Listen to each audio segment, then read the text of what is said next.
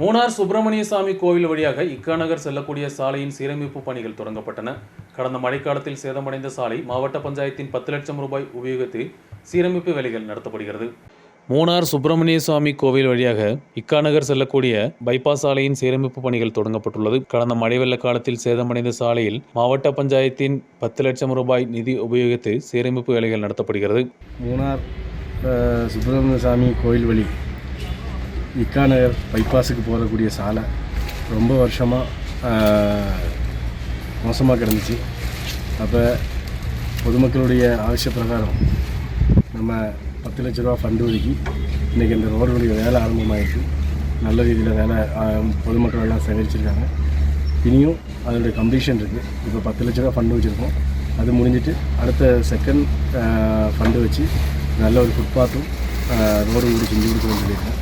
ஏதாയാലും பொதுமக்களுக்கு ஒரு அவசியமான ஒரு காரியம்னு எல்லா மக்களும் சொல்லிட்டு இருக்காங்க.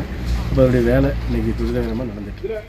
ஏராளமான குடும்பங்கள் இந்த சாலையை நம்பியுள்ளனர். தினந்தோறும் நூற்றுக்கணக்கான கால்நடை பயணிகள் கடந்து செல்லக்கூடிய இந்த சாலையை சீரமைப்பு செய்ய வேண்டும் என்ற கோரிக்கை எழுந்ததன் அடிப்படையில் தற்போது மாவட்ட பஞ்சாயத்தின் நிதி உபயோகித்து சாலை வேலைகள் நடத்தப்பட்டு வருகிறது. சாலை வேலையில் நிறைவு பெற்றால் இது ஏராளமானவர்களுக்கு உதவியாக இருக்கும் என்றும் எதிர்பார்க்கப்படுகிறது.